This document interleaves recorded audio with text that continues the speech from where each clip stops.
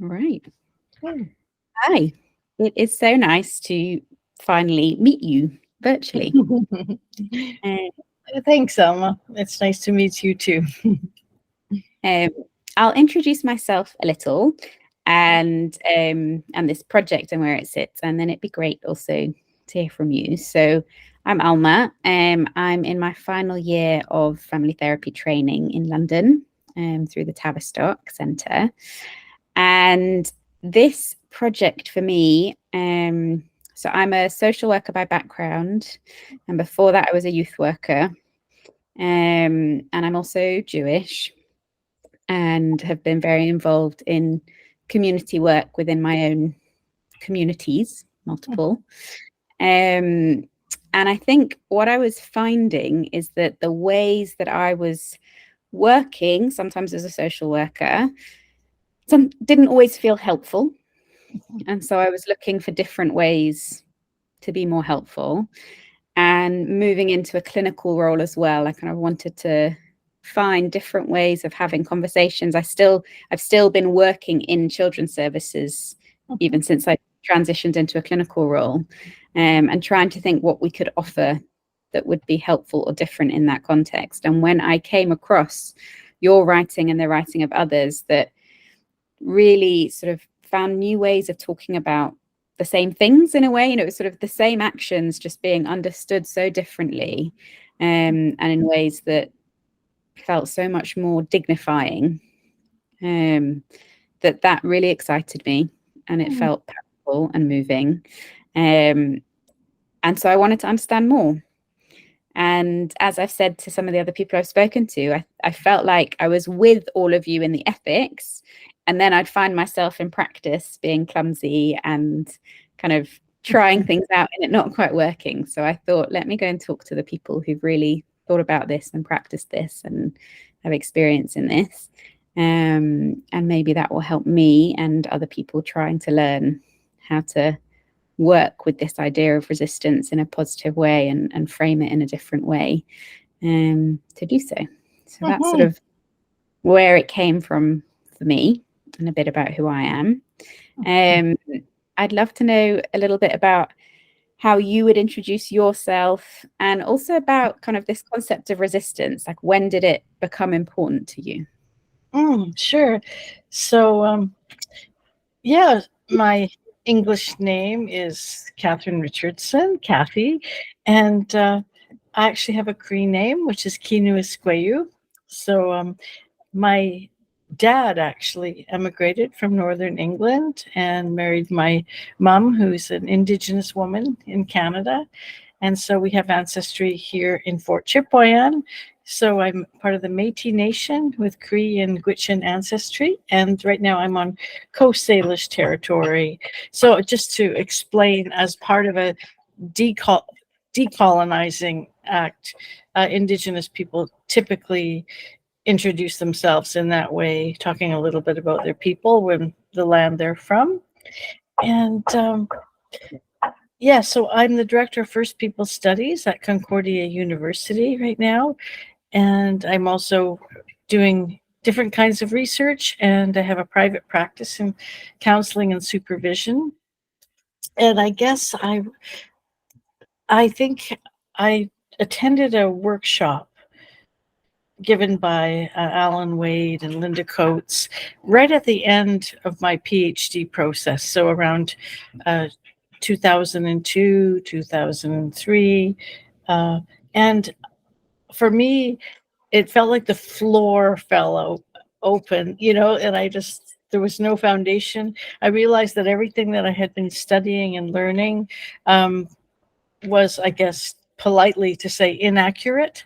It was a faulty way of talking about human beings and social interaction. And I had written about Métis people and identity and basically lifespan development and the relationships between how people see themselves and what's going on in the social world, particularly around racism and colonialism.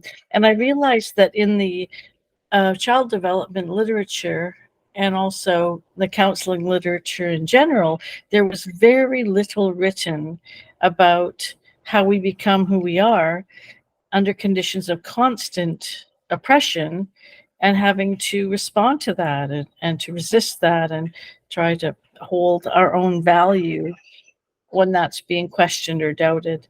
And I thought it was so strange that that void exists. It still does largely. And then hearing Alan Way talk about that people always resist when they're mistreated, and these what he called small acts of living are really important and definitive, actually, for how we see ourselves in the world as agentive, spirited, alive people, whereas psychology was just talking about people as if they were objects that were impacted or um, that kind of thing, affected, and there were problems that came out of that way of thinking. That it's easier to blame victims if you see them as passive and not acting on their own behalf, or it's very easy to blame them in ways that actually embolden perpetrators. And so I knew all this, but it was all scrambled around inside of me, and response-based practice helped me to put it together in an understandable and clear and logical way. Yes, this happens, and there are certain dynamics at work when power is being abused, and those people who are abusing power or perpetrating definitely benefit from us not articulating that in a clear way. So that's a little bit about how I stumbled upon it, and wish that I had found it earlier in my doctoral research so that I would have had a more solid and also social justice frame for the work. Yeah, I really connect to that, sort of finding these ideas and being like, oh, I wish I'd come across that earlier in my practice or my studies, whatever it is. But there's this feeling of like, I don't know, for me, it felt like, oh, this makes so much sense. Like, this is just like, I see that around me. I see that in my life and other people's lives, that resistance and that sort of, the people aren't just putting up with terrible situations. That's not what's going on here. They might not be able to change them, but that's not the same as putting up with it. Yeah, and there were some areas of exception in the literature. Feminism and what they offered around the critique of power in the room, gender hierarchies and that kind of thing, that was really helpful.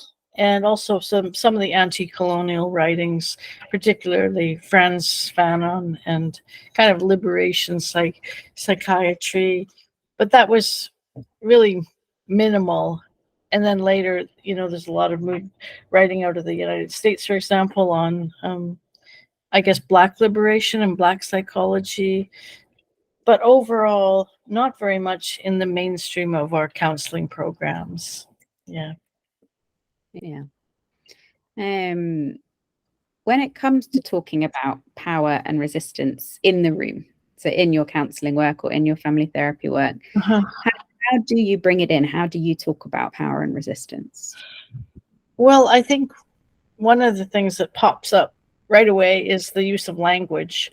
And so often people will come to therapy having already sort of loosely self-diagnosed. And the way people diagnose themselves tends to be in relationship with how other people see them or what other people have said about them. Like if somebody comes in, they might say, oh, I'm a difficult person. And so I ask them right away, what do you mean about that, by that? And what it means is that lots of other people have called them a troublemaker, or they see themselves as the black sheep of the family or something. But really, when you talk about it, you see that often they were mistreated and they had to stand up for themselves. And so it's almost always, do we need to question the first few things that the person says about themselves? Like women will come in and say, I've been in 3 abusive relationships. And so right away we'll say, oh, could you just clarify that for me? Do you mean you've been in 3 relationships where you and your partner both abused each other? And the woman will say, no, no, I mean, I've been in 3 relationships where the man has abused me. And so to question or clarify what we call mutualizing language right from the start is really helpful, because then we have more of a sense of what's going on, and we see that that person has been trained up, that they have to take some responsibility for the fact that somebody was hurting them. That goes into sexism and misogyny and, you know, the roles of women, blah blah blah. So it clarifies it for us, but then we can follow that line of inquiry and actually see that they've been trying to uphold their or restore their own dignity after being humiliated, and that the social interaction really is about dignity and safety. And if I center that all the time, then most of their behavior or interaction that they described is completely understandable given the context. But the problem with sort of mainstream psychology, psychiatry, and psychotherapy is that we don't always ask about the context, and yet context is almost everything. So I heard, in terms of, what you're doing, something about that clarifying is, just really attending to the language and paying attention and clarifying. When you say relationships, is this what you mean? And that can change the conversation. I heard you talk about the sort of centering dignity and safety, and that's something that you sort of are recognizing and you're centering it. Can you say a bit more about that, how you do that sort of centering those ideas or those relational? Yeah. So first of all, just to link that with social justice, I think of the words of, Mahatma Gandhi. He said, you must make the violence visible. And so that's what we're trying to do there. And understanding what Alan Wade or Irving Goffman said, that people will always resist in some way when they're being mistreated. So I hold those thoughts in my mind. I mean, they're completely immersed in my whole being now. And I guess I also assume that if there was equality and people were treated with kindness, they wouldn't really need to resist. And under those conditions, sometimes people can be on a fast track to a uncomplicated, happy life, right? But it's actually a privilege to grow up in a family where people are kind to you and support your aspirations and respect who you are as a person. And it doesn't happen actually very often in this planet anyway. And so I can also then look, sort of intersectionally, who's in front of me, just in terms of, that intersectional wheel. Are they man, woman, non-binary? Are they straight? Are they gay? Are they able-bodied or disabled?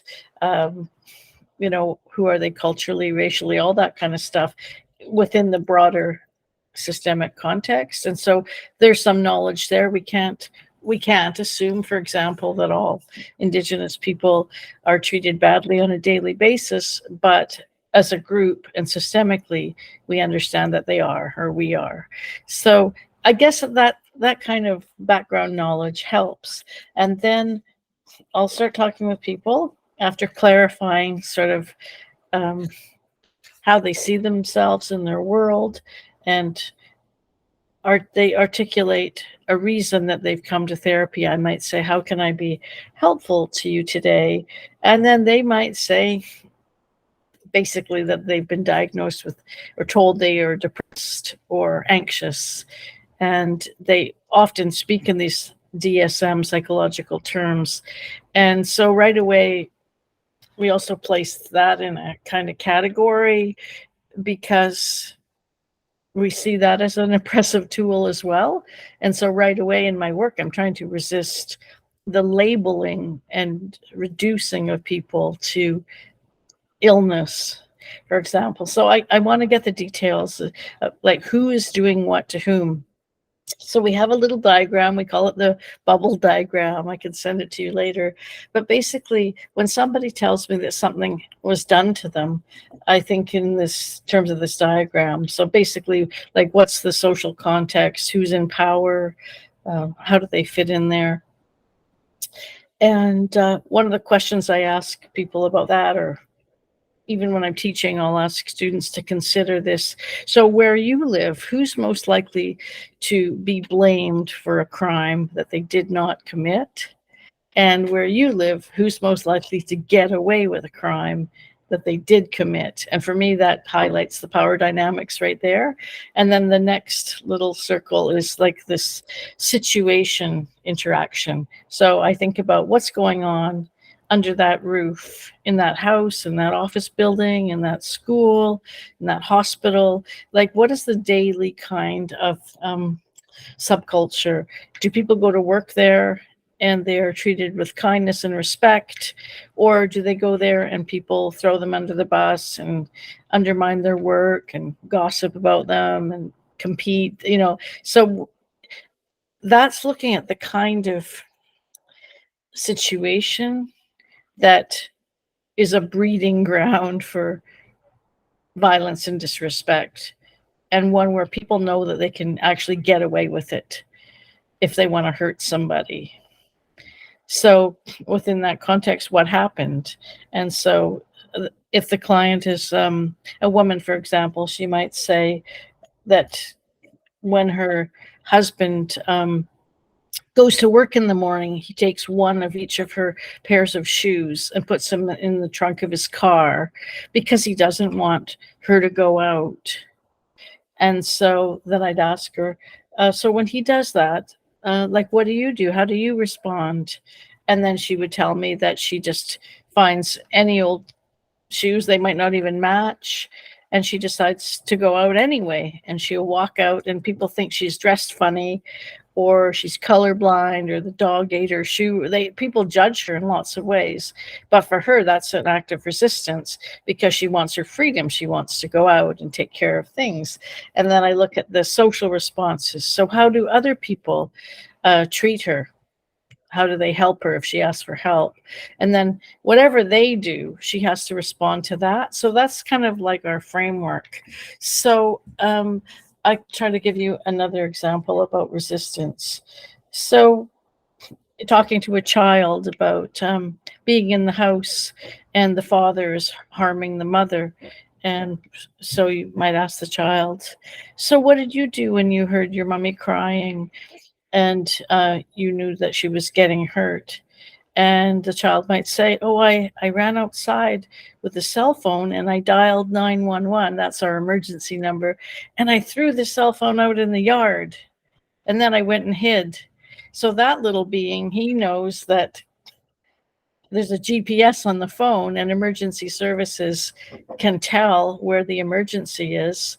And he doesn't have to talk in the phone because maybe the dad would hear and then intervene or punish him. So he can try to promote safety for his mother and for himself. And so I would congratulate him. How did you learn to do that? Oh, that's very clever. Have you had to do that kind of thing before? And then usually the child will talk proudly about all the things that they know about safety and helping their mom. So I just assume that it's there. This, well, I guess what we could call resistance knowledges, and that people enact them when they need to, and that every act of resistance relates in some kind of categorical or poetic way to the type of violence that's being done in the moment. So there's a kind of, I don't know, symmetry or relationship, even sometimes in the amount of force that people will have to use to protect themselves. It correlates to the kind of violence they're facing. Does that help? Yeah, that does help. That last part feels new to me, or sort of, I hadn't thought about it like that. That way that the resistance matches or mirrors or correlates it, that, you know, the sort of, it's specific to the violence. That, Yeah, I mean, that's why more victims don't actually kill their perpetrators. Like there's something about some kind of justice. People seek fairness, and so they don't want to hurt anybody any more than they're being hurt, but they want to use just enough force to stop what's being done to them. So I'll give you an example. Alan tells a story of work he did with a woman whose whose husband was hurting him, and at the end of the day, he'd come home from work and he had one of those big metal lunch kits, and he would kind of, he'd drive the car into the driveway, and she could tell by the sound of the tires what kind of mood he was in. Right. So these resistance knowledges again. So if he screeched the car in and got out and slammed the door, she could know that he was in a very bad state, and she's probably going to be abused. So she would pick up on the signs, and he comes into the house and he kind of storms up the stairs, and she's standing in front of the kitchen sink washing the dishes. And he says, "You're not showing very much creativity in my lunch these days, are you, bitch?" And he slams the lunch kit on the counter. And she knows that if she reacts, that she'll get hit. So she's just standing there, calmly doing the dishes and not looking at him. And then sort of he goes away, and she finishes up and, does her thing.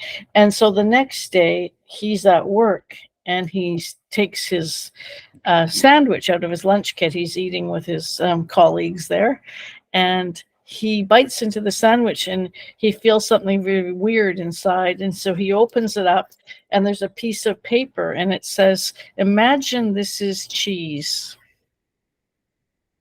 So you can see how, like, her response relates, to his critique. That's what I mean by sort of like a poetic symmetry of some sort. But I can feel in myself hearing that, this mix of feelings. One is like such admiration for the humor and the creativity and the sort of playfulness of it.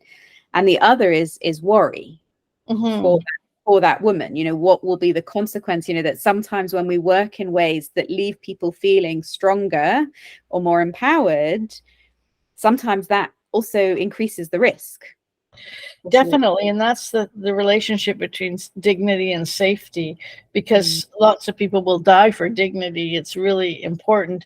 And sometimes that means like getting in the last word, and then you will get an extra smack across the head or whatever. If you're a child, adults will say that you're cheeky or whatever.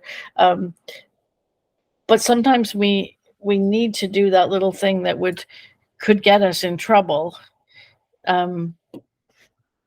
To, I guess, attend to our need for dignity, and to not be seen as passive or someone who just takes it, right? Because again, there's a lot of, I guess I would say there's an epidemic of victim blaming, and that is put onto women and gender fluid people, and people that are generally in a minority to start with, like Black Canadians and Indigenous Canadians would receive more negative social responses than European Canadians. And so people need to do something to maintain that sense of acting in the world. And I guess to contest those stereotypes and the myths that people have about certain people, right?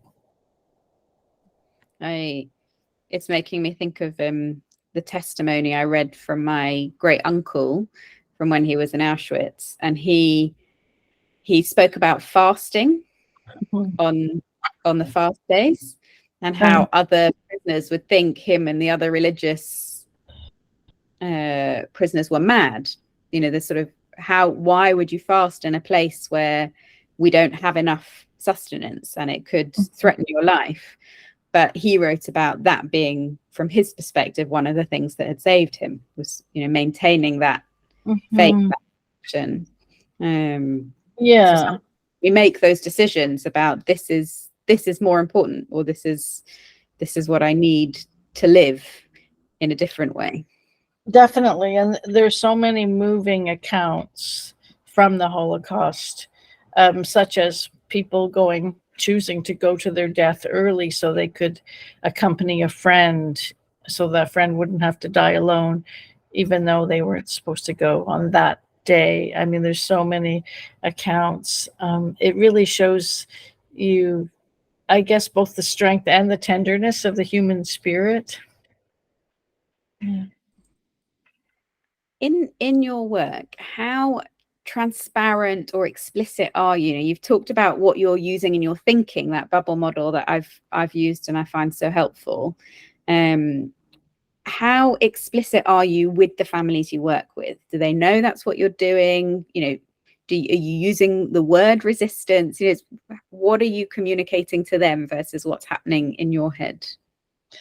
Well, sometimes I notice people kind of sticking, if you know what I mean. Like, they're probably wondering why I keep asking certain types of questions when all their other therapists said that they had abandonment issues and an anxiety disorder and this and that. And I don't really take that up with them. So I think sometimes people are wondering, but and the types of questions they're noticing, that's the what did you do next, or the questions that make the violence visible. Is that the kind of questions you mean that are different? I think so. Or just not following that path to say, yes, you have an anxiety disorder and you just need medication, and I'll give you some meditation and breathing techniques. I mean, I might do that last part, but it's more like, exploring social interaction and actually sometimes even taking out of their account or what they've shared and inventing like a fun pathology, just as a way to critique the idea of these categories of pathology. So, for example, one woman said that she was such a Klingon, and again, she's just repeating these social messages, but she finds these bad guys and she'll date them, and then she can't break up with them. She'll just cling on to them. And so what we need to do then is kind of become a detective to find examples that contradict that self-view. And so we'll say, well, for example, what was he like when you first met him? Oh, he was really nice. So you didn't get together with an abusive guy. You got together with a really nice guy. So bam, we've just crushed one sort of stereotype about women. And then, so what did you do then? And find, get all the sort of details, and then in the end find out that she just broke up with him and it was no big deal. And so you say, isn't that interesting that you thought that you were a Klingon and you couldn't ever leave somebody who was not good for you, but then you just broke up with them just like that. Like, how did you do that? And in the end, like, turn it around. I mean, this was one of Alan's cases that he teaches about, but in the end to say, so you are a Klingon, you cling on to your dignity for dear life. And another sort of stereotype that is blown up in that conversation is that she followed this guy around to different locations because she was such a Klingon, she couldn't break up with him. And then what really becomes clear is actually she was just trying to get her dignity back. Sometimes people who are being mistreated or harmed over time, they're hungry for that apology, or just the slight recognition that, yes, I shouldn't have hurt you like that. I was wrong. And people will stick in there in bad jobs or, terrible relationships for a long time with the hope that they will get that apology or that recognition. And most often people don't. But so what Ellen said to her was, so they're sitting in the counseling office looking outside, and he's just trying to get into her thought process a bit. And he says, okay, imagine that there's a man and a woman walking down the street, and the man goes up to the woman and he punches her, and then he turns around and he runs away. She gets up and she goes after him. What is she after? And she says her self-respect, of course. He took her self-respect and she wants it back. So that has nothing to do with having an anxiety disorder or abandonment issues, right? And so it's just like when you get into the details, you see that those categories are just really kind of nonsensical. I'm going to, that's a helpful framing for me, the sort of trying to get dignity back, or that recognition, like something's been done and there's a desire, it might not be possible, but there's a desire for justice or to fix that or to change that. And that perhaps has some sort of optimism in the capacity of the other person as well. You know, like, no, I still hope that he can be human and he can be respectful, or, you know, sort of, and it might not be possible, but recognizing that that intent is one for justice, not for, you know, for justice, dignity, for self-respect. But I want to come back to the sort of, we got on a tangent on sort of what are the questions. And part of what I'm thinking about when I'm asking this question about transparency is this things. One is a sort of a clumsiness or a stumble from my own practice, where I think I sometimes, in my efforts to be transparent, try and explain what I'm trying to do. And sometimes that's helpful. I'm not saying that never has a place, but I get the impression that it's not always so helpful, that, you know, sometimes it sort of takes it out of the room or out of the conversation. So that's one of the thoughts I have, and that's sort of where I started with this line of questioning when I started the project. But also I've been reading more theoretically around the concept of resistance and sort of pulling together a literature review for this project. And one of the things that's come up is this question of intentionality. How much does it matter? And they're thinking from a sort of academic, what is and isn't resistance perspective. How much does it matter what people describe their own actions as, or how they see their own actions? And then in the research world, they're sort of worrying about or recognizing that their questions might make people see their actions differently, which to some extent feels like sometimes the point of therapy is to help people feel differently about their actions. But there's a question for me about the ethics of it. So I might be seeing what they're doing as resistance, but is it ethical for me to then sort of put that framing onto their actions? Like, how does that become something that isn't just me telling them another way to think? Does that make sense? Yeah. So I might say or advertise that I do response-based therapy or supervision, or that my work centers on supporting people who've been harmed by violence in their recovery in sort of ways related to dignity and social justice. We never ask the question, how did you resist? We never talk about resistance, really, unless that word actually comes up, is offered by the other person. So, because if I say, how did you resist? People would say, well, I didn't. Because they think that resistance means some kind of physical self-defense, and that resistance should stop violence. And so, you know, one of the things that we think and sometimes say to people is, just because you couldn't stop it doesn't mean you were okay with it. Or resistance seldom stops the violence. It can't, because the perpetrator is bigger or stronger or has weapons or pre-planning or backup or whatever. But resistance, you know, serves to assert your dignity.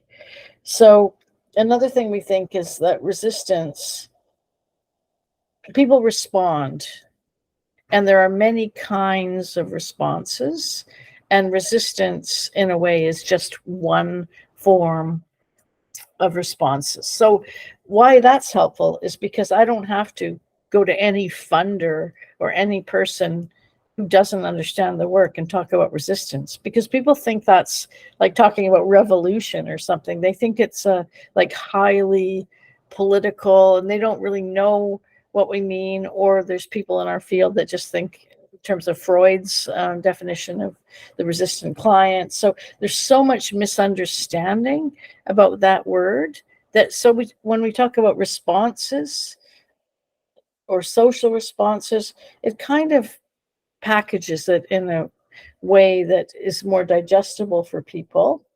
And then people who don't get the work very much, they might say, well, when does resistance become violence? And in a way, I don't think it's a very relevant question, because I guess it's like what I was saying about the force. How much force do you need to resist? But when there's violence, there's always a power over dynamic. The perpetrator is acting upon somebody, and there are these cases where they call it like battered woman syndrome, like just out of the blue, after 45 years, she just hit him over the head with a frying pan and killed him. And then they would say that she had battered woman syndrome or something like that, which again is kind of nonsensical, because if you look at everything that happened since he started being violent in the marriage, for example, she may have been subjected to violence and humiliation of some form every single day, and maybe at some point it was ramping up. So we can't say that there were these out of the blue killings where the victim just killed a perpetrator. It's out of a desperate need to stop violence that has gone on for years and years and years. So I hope that gets a little bit to your question, but the question is, it's not really about transparency. It's just about talking in a way that kind of elicits the information that we need to put the person's story in context, so that they also see their own actions as understandable, not as, out of the blue or irregular or crazy, that kind of thing. Yeah. Yeah, that's really helpful. One of the things that I noticed when sort of reading a lot of the writing is that most examples, so when there's sort of clinical examples given, most are with an individual. So it's kind of a therapist or counselor talking to a person, usually a woman, but not only. Yours is actually the writing that's got the most family examples in it of everything I've come across, sort of where there's more than one person in the room.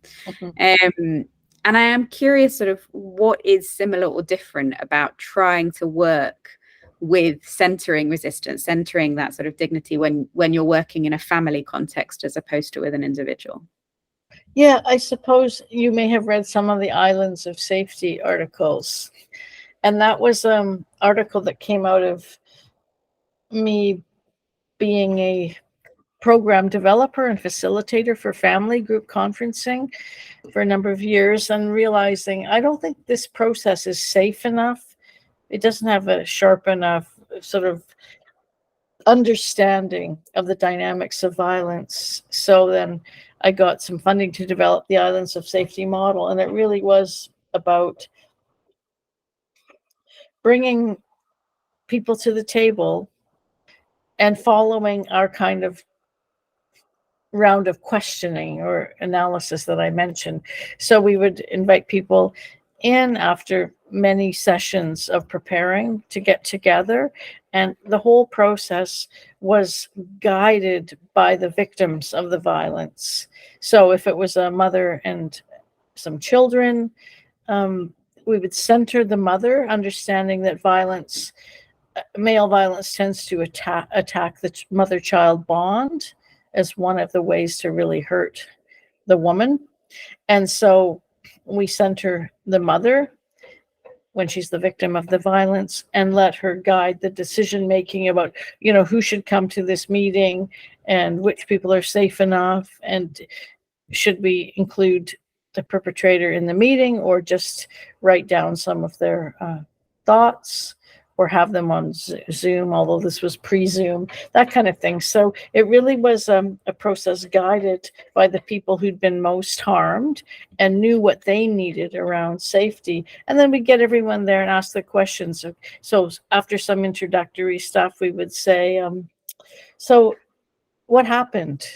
So we're looking at who did what to whom. And so people would share their understanding of the violence. And we wouldn't talk about trauma. I know you probably are aware that everyone that talks about violence these days, they all talk about trauma. And that, we just say the problem is violence in the social world. The problem is not what's going on in somebody's head, right? So we talk about violence, not trauma. And so what happened? What was done? How did people respond to it? How did they try to create some safety? How did others respond when they found out, whether that's family, friends, or professionals? And then how did the victims sort of interact with everyone who showed up, whether it was police or child protection or the school or more relatives, and really studying which of the social responses they received were helpful. And then because we know from the literature and our research that people that receive positive social responses post-disclosure are more likely to get on with their life and feel well, feel balanced, feel okay in their own skin. And it's when people receive negative social responses that they tend to feel very badly and are more likely to be diagnosed with a mental health condition or like a mental illness, that kind of thing. So we include everybody. Little children would be different, like they would maybe come and go in a meeting, but we want to know everyone's experience and what everyone did, what everyone thinks, and what safety looks like and what a safety plan could be. So that's one way. And then if I was doing a family therapy session, you can tell, because all the feminists that were doing this work in the 70s, they could tell when it wasn't safe in the room. If people were not talking because they didn't want to get beat up at home for telling the therapist what somebody did. So today, I think people that I supervise that do family therapy are really particular about who should be in the session. And so they do some sessions maybe just with the mom or with the mom and the children, and they do one maybe with the mom and the dad, but there'd be a different purpose. Like sometimes those kinds of sessions are very focused, like to decide which school one of the children needs to go to. But I would never bring her in with a perpetrator when he's still like an active perpetrator, unless I knew that I'm the only intervention that couple's going to get. And so if I can meet with them both to make her a little bit safer, then I might do it. But it's so delicate, right? You can't smooth things over and make things uncomfortable for her, but you have to treat everyone with dignity. So anyway, I'll stop there and you can process that information. Yeah. I'm thinking about family sessions, and I've kind of given this as an example in a few of these conversations, just to hear how different people manage a situation like that. Because one of the things that I've struggled with is not necessarily the sort of violence that is making people unsafe in that kind of significant, immediate way, but much more micro sort of, people use the term microaggressions, I don't necessarily mean it in that frame, but those moments when a parent says something that's embarrassing for a child or humiliating to a child, and then you see the child resist, and I'm looking at it thinking of that as resistance, but I know that the parent is looking at that thinking of it as rebellion or rudeness or something else, you know, sort of, or the child refusing to speak, like you say. And it's not a matter of kind of safety in a way that activates my social work senses or my kind of, you know, but it's still, there's something happening here, and I'm seeing a response in the moment that I'm internally identifying as resistance. What do I do with that?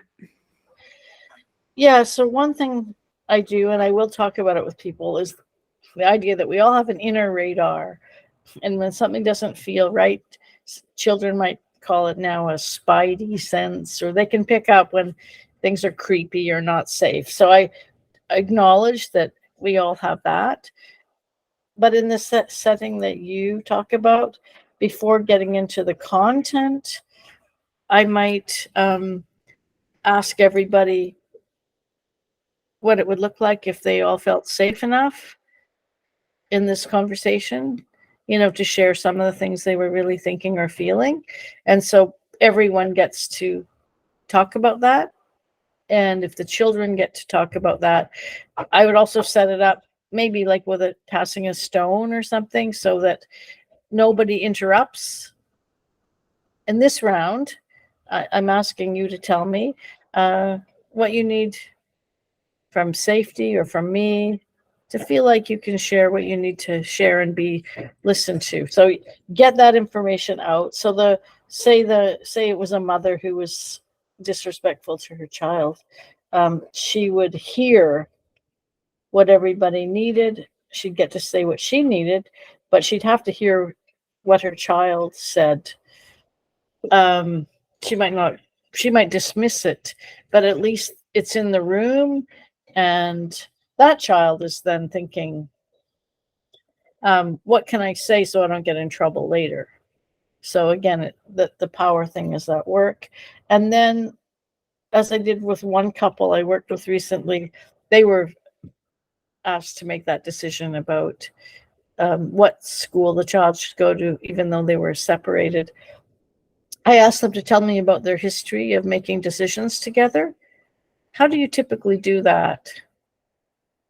And I was just observing the communication style and the dynamics, and I could see that this man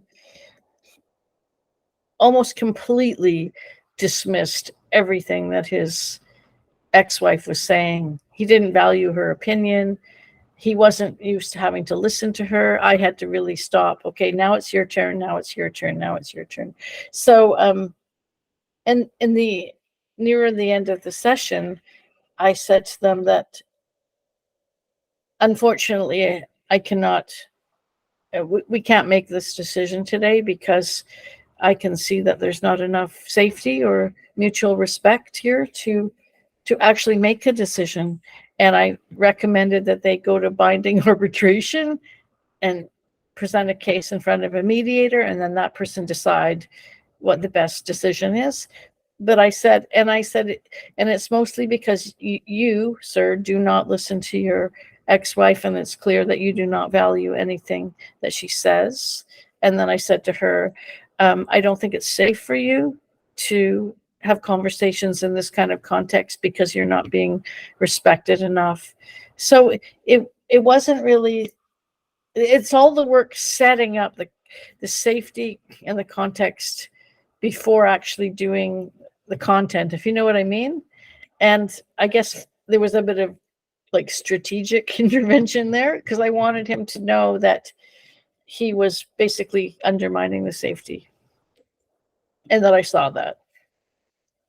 Yeah, that's a really, we spoke about before about those words, transparency or being explicit, like that. That's a really strong position. That's definitely not pretending to be neutral. Yeah, and yet I was super polite, right? Yeah. Yeah. You spoke about with social care families the safety and sort of that what you saw in that family group conference process is not enough safety and not enough like real attention to safety and violence. Are there other adjustments that you feel you've had to make when working with families who have social work involvement as well?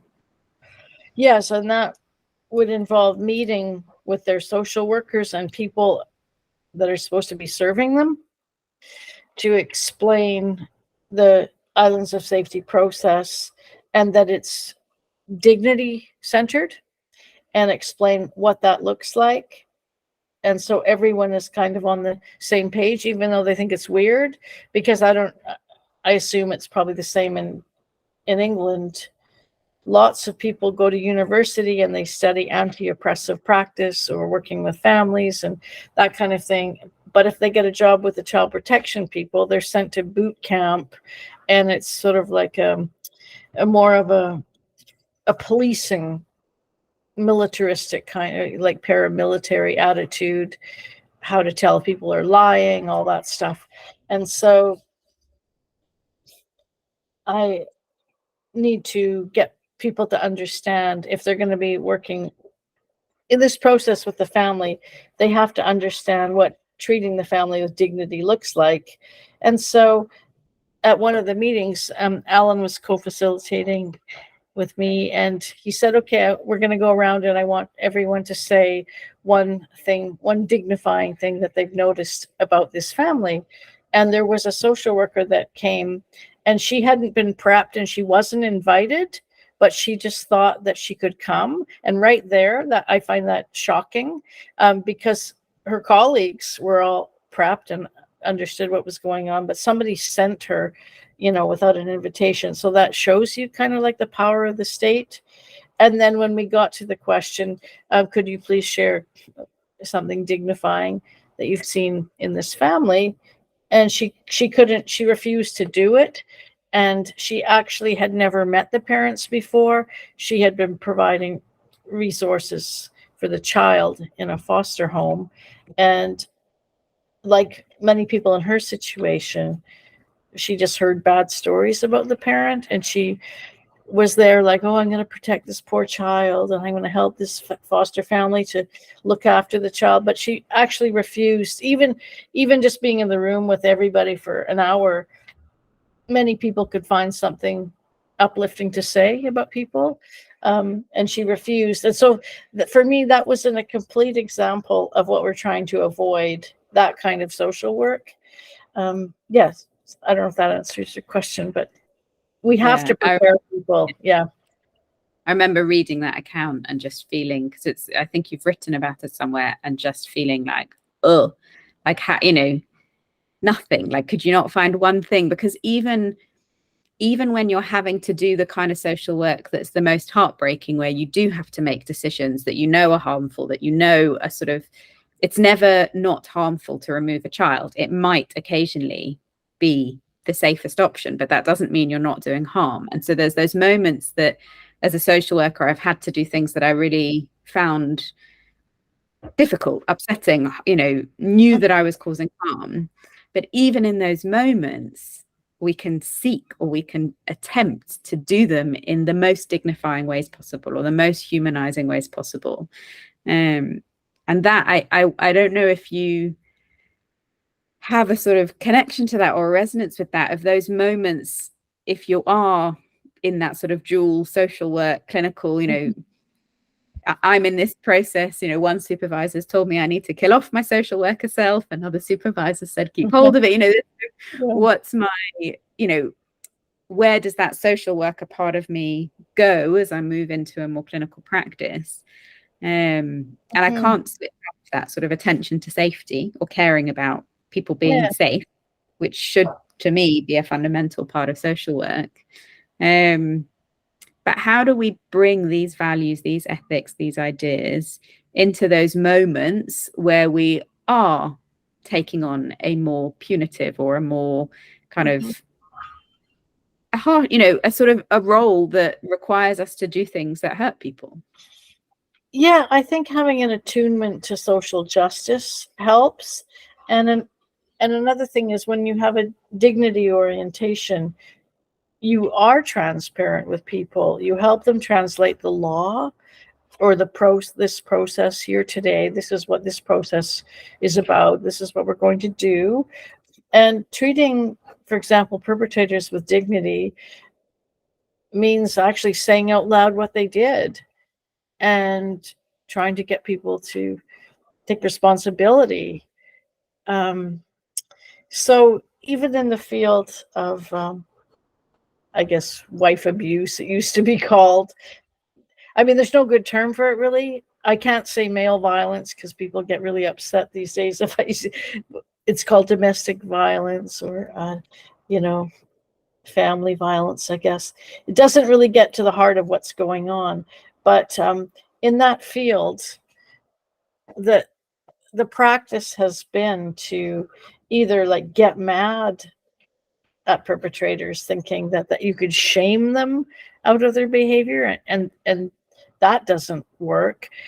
And then so the next option is to treat men as, or perpetrators as though they don't know better, like it's just a gap in their intellect, and they just are like a Coca-Cola bottle. You shake it up and they just explode, and they capitalize on these metaphors like, oh, I just lost it, I lost my temper, I blew my cool, all these sort of steam engine, I guess, metaphors that even can be applied to rape. It and it's just senseless, because when you study microanalysis or social interaction, you see that a lot of this violence, it takes 1,000 or 1,000,000 little interactive points, at any of which somebody could have said, oh, the person just said, no, don't do this to me, so I'm going to stop. They had 1,000,000 opportunities to stop and do something else. It's not just like one thing. And so we don't talk in these volcano metaphors. Of course you didn't lose it. And so one of the things we do, again, when we're getting evidence in the counseling room, is look for acts of deliberation. So somebody might say, oh, I lost it, I got so mad, and I just, I pushed the door down and stormed into this cabin or I found an axe. This was one person said this. There was an axe sitting outside the door of this cabin, and I knew she was in there. So I picked up the axe and I hit the door. And then the therapist says, oh, and what did you do with the axe? And he basically said, oh, I very carefully just put it back where it was. I'm not stupid. I'm not going to storm into a cabin wielding an axe over my head. So that was quite deliberate, wasn't it? So you look for the moments of deliberation that destroy this idea that the person was out of control. So transparency is actually related to dignity when you're not trying to cover up for somebody or talk about them as being too stupid or immature, or they didn't really know what they were doing. Yeah, lots of perpetrators are really smart and people know what they're doing. And so that's what we want to do, is to show that we see that they're smart and they knew what they're doing, right? But most in the field, they don't do that, right? No, I found some of the work that kind of catalogs, court cases that Linda's done, really, it feels so familiar, that sort of those narratives of he lost control, or what you're describing, slightly infantilizing, oh, he doesn't know any better. And it's so here often perpetrators will get sent to the wrong kinds of courses, right? Anger management, or alcohol reduction or whatever. But so seldom do they get sent actually to violence cessation courses. It's getting better. There's more of those now. And they would send women to self-defense or assertiveness training, as if the problem was that she needed to be more assertiveness or that she didn't have boundaries, right? How's this conversation so far for you? Oh, yeah, I just think it's interesting to think about like the stories that I'm sharing and the examples, because I've worked with my team for so long, about 30 years now, that I share some of the stories that were taught to me when I was a student, when I an unofficial student of this kind of work, because there's stories that were powerful examples that sat with me. And I have many of my own examples from my practice and from working at a university, of course, because there's lots of power abuses there. But I'm just interested to see the ones that are sort of right on the end of my memory that I'm just sharing with you. I guess it's a kudos to the people to my teachers. Yeah, and they are powerful stories. And there's also something about knowing that there's a sort of, those stories are already in the public domain, or there's a sort of, I was thinking about what you said about fun pathology, and and I was linking that to the poetic resistance, or sort of that, there's an element in your practice there with trying to come up with a fun pathology that's quite a poetic resistance to pathologization as a sort of as a form of practice, right? Like that's a little active resistance that you're doing as a professional, to be like, no, I'm gonna poke fun at this bear. And I wonder if there are other, so that sort of pathologizing discourse, that's one of the things that you might have let go of or resisted. Are there other ideas or beliefs or ways of working that you've had to resist in order to work in this way? Yeah, well, you know that people are held hostage to the DSM, probably in England too.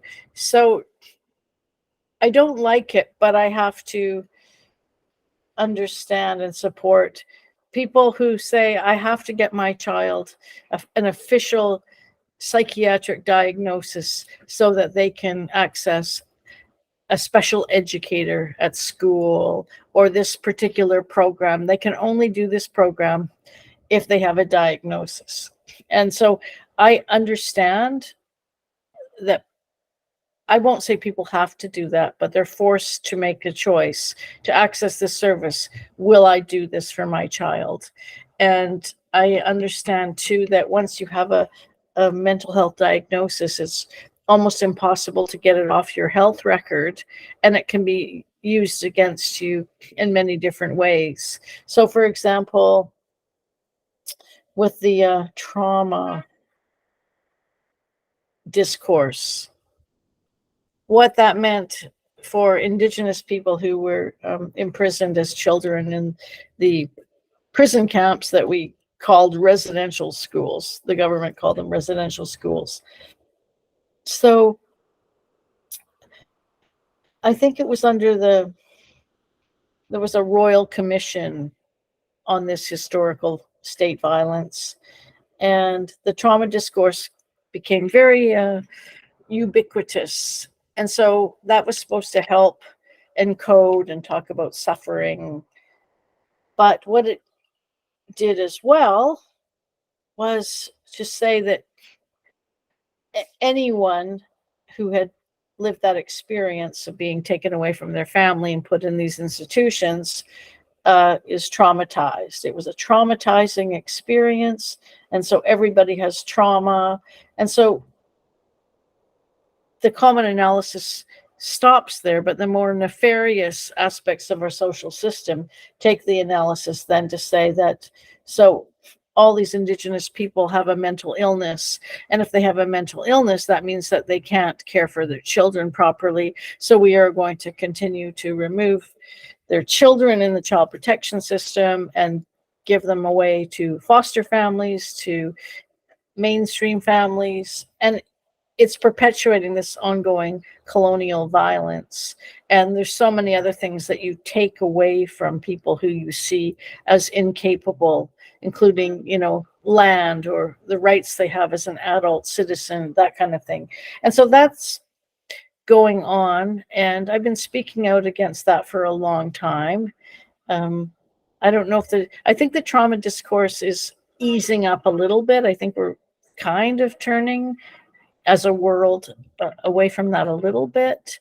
The other thing that pains my soul is this idea of failure to protect. So basically, blaming women, blaming mothers for men's violence, and saying that the mother didn't protect the child, so that we remove the child from the mother. And then the new one, which is deplorable, is this idea of parental alienation syndrome. So that's applied in family custody cases. About 90% of the time, it applied to women, mothers who are trying to safety plan with their children because the court has said that children have to go stay or visit with an abusive father. So these kinds of things in the system, they create spiritual pain and distress for me. And I guess, over time, hundreds of women who are subjected to this kind of treatment. And I supervise workers in different Indigenous organizations, and the clients that they have are typically dealing with child protection worker who they can't really get at this. I mean, people hardly acknowledge these systemic injustices that work in the system, even though they might know they're there. And so even to strategize around them or contest them is very, very hard. So the question is, do I want to continue to train child protection workers, especially those that work with Indigenous families? And at this point, I took a break, but I've decided that I'm going to keep doing it because I want to make life as positive and happy as possible for Indigenous people.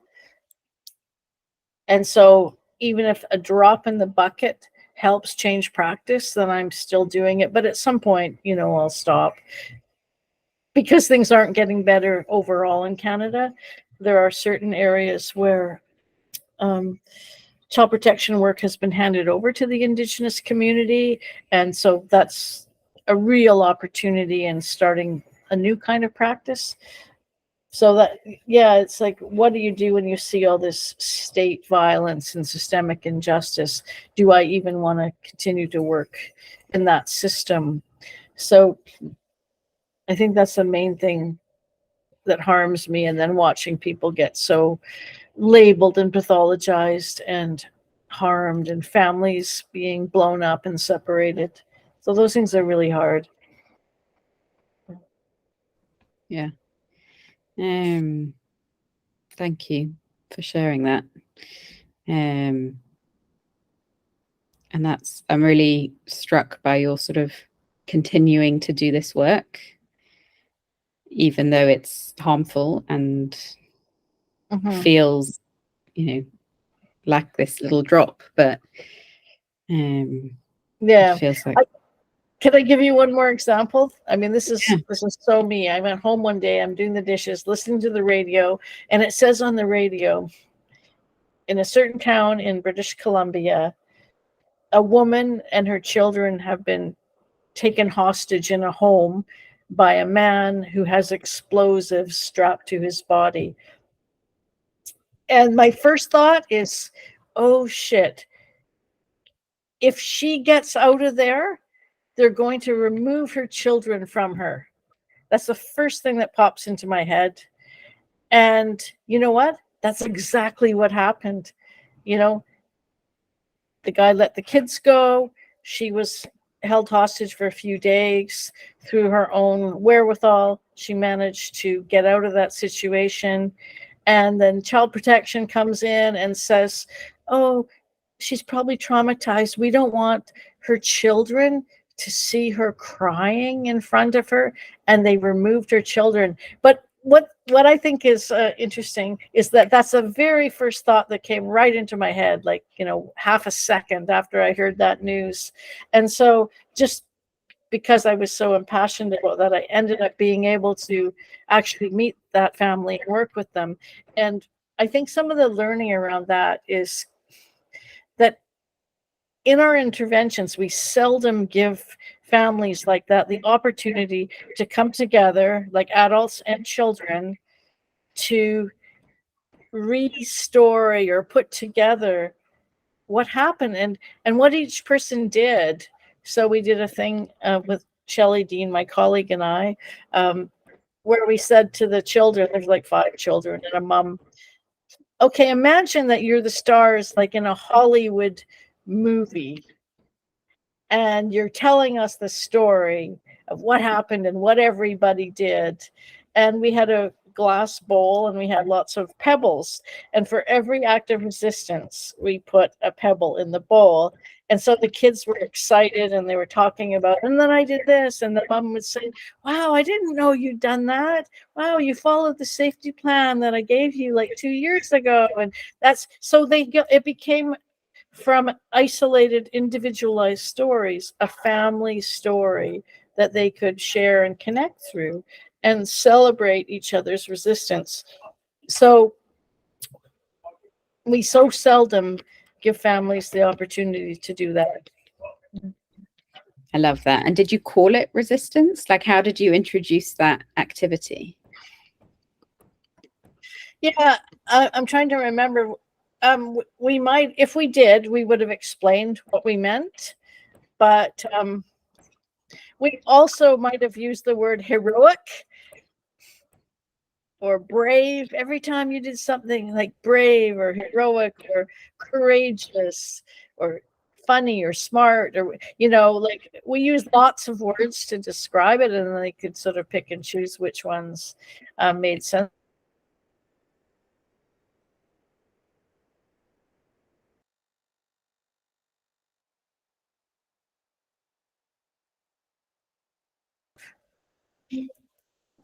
Sorry, you froze for a moment there, Cathy. Yeah, look at all the things that you all did to try to keep each other safe. So you can language it in multiple ways so that they can pick and choose. Yeah. How do you think, if I were asking some of these families that you've worked with, how do you think they would describe the ways that you work?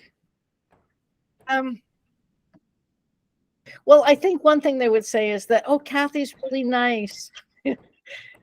Like they find it, I guess, generally uplifting work because I help them to feel better about themselves in the sense of victimhood. On some occasions, I might guide people to become more ethical actors in the world, but because I work basically with more people who've been victimized, I think generally they would say that they feel empowered, because that's kind of a social worky word, and that they enjoy our conversations and they find them helpful. And I have to say, there's been a few times when this just did not click with people. And if I wouldn't align with the fact that they had borderline personality disorder, or that they have PTSD and a number of other disorders, and they were told that they're going to have them forever, and that we need to kind of go along with that. I've had a few people dump me saying that I guess I'm trying to think of the right word in English, but we couldn't come to an agreement about how we were going to talk about what was going on for them. And I wouldn't say, yes, you have borderline personality disorder. What I tend to say is, yeah, that's one way that psychologists talk about women who've been victims of violence that has often gone unreported and untreated. And so, can we talk about what that really means in terms of your life? But false diagnoses and labels, they also serve a euphemistic function. Like if we're talking and I say, I've had a really traumatic background, that signals to you that I don't want to give you the details of it. And so you'll just acknowledge that I've had a traumatic background. So in a way, it's kind of protecting of someone's dignity.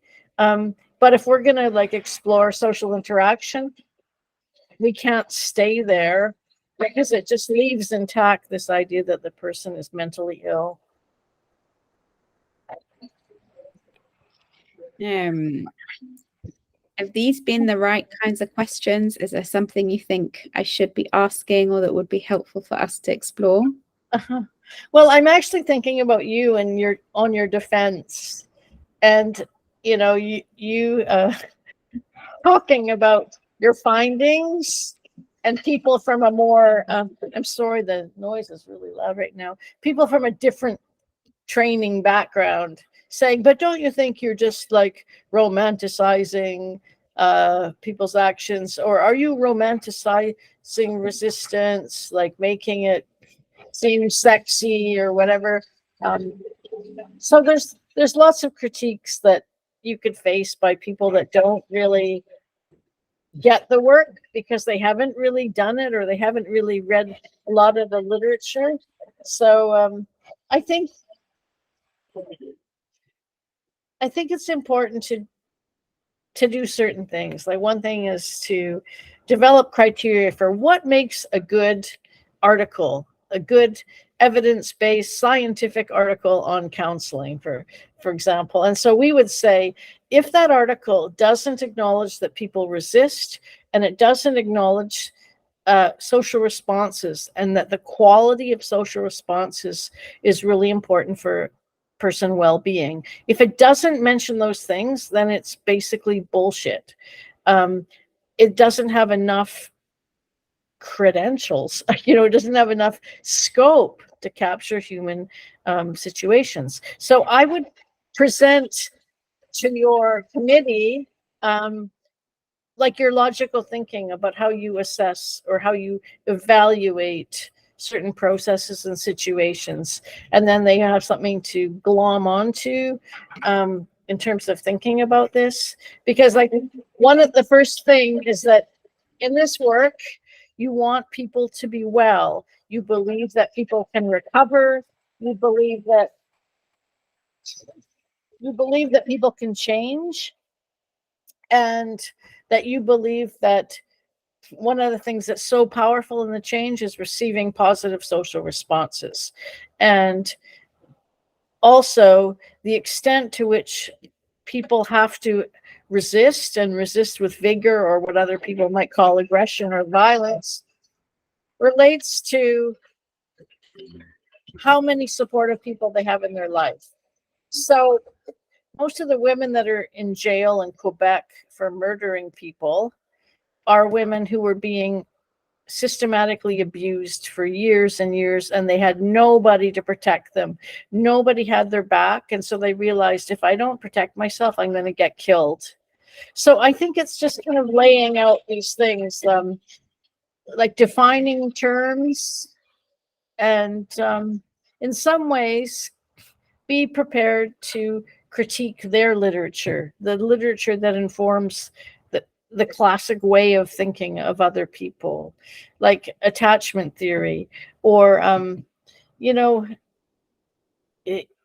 was Bowlby in a position to talk about attachment when he didn't talk about the poverty of the single mother families? And what about the abandoning dads? Like, where the hell were the dads? He didn't take that up, right? And what did the dads do before they took off and left their wife and their child in poverty? There's so many things to think about this literature. A lot of the literature on fight, flight, and freeze was created through torturing dogs, torturing animals. So having that kind of knowledge on hold, ready to share, I think it really strengthens your position. And just knowing that people want to talk about what they did more than what's wrong with them. When you're talking about attachment, it's reminding me of a fantastic training I went on with Kineweskwêw. Have you read her? I don't know if you've come across her work. No, but you can send me a link. Yeah. is amazing. She also writes a lot about resistance. And she was talking about how Bowlby's work, what's sometimes missed is that it was in the post-war context in England. So when all the men had gone to war, women had been in the men's jobs and kind of working and out of the home for many for the first time. And so this attachment literature that's sort of promoting the importance of mothers being there for their children, that there's potentially this other undercurrent or this hidden agenda of giving the job back to men, right? So, if women don't go back and prioritize this parenting business, then they're going to stay in these jobs that they've taken over from the men who are at war. That's a really good analysis. I would love to see that. I also talk about that with my grandparents. Like, if something bad happens to a community, like residential school, for example, they send social workers in and they remove children. But I was thinking in World War II, on my dad's side, like my grandmother hid the boys in the bathtub and put boards or planks over it so that if the house is bombed, stuff wouldn't fall on their head. And it just seems unthinkable that the state would send in child protection workers and say to that mother, this environment isn't safe. And because you can't provide a safe environment for your children, we're going to take those children away from you. But that's what they're doing in Canada. Blaming mothers for the context, for the violence, right? Yeah. I mean, I think in my write-up, some of this is just going to be about my own learning in a way, sort of what it means, and that clumsiness. I mean, I'm curious, you said you do a lot of supervision and teaching as well, whether from your own experience or from your students or people that you've been supervising, what you see as some of the common mistakes or pitfalls that people get into when they're trying, because this is a different way of working than a lot of us kind of were taught or professionally grew up with. So when we're trying to work in a way that fits better with our ethics, but then learning to actually sort of practically be in the room with people, what are some of the common mistakes you see? Yeah, well, just don't ask people how they resisted. Yeah, it's set up safety. I often use some solution-focused stuff, like if this session today were to go really well, what kind of things would I do? Or if I were to completely blow it today, what would I do that would be so bad? Would that be really bad for you? That kind of stuff. Like setting up the safety, it's a really, really big part of the work. Yeah. Yeah, so I have another thing in 4 minutes. I should probably go. But will you send me the article on attachment theory that you mentioned, if you find it? I don't know if she's written it up in an article. That was a training she delivered. But I will ask, because I know her a bit and she's wonderful. And I really recommend her book as well. Or even just her name. I could just sort of cite what you just put to me. It's amazing. Yeah. But I'll put it in an email as well. Yeah. And if you want to talk again, I don't mind doing a follow-up sometime, but I'm just almost out of time now. Yeah, I'm going to stop recording, but thank you, because this has been amazing. Yeah, it's been really fun to talk with you.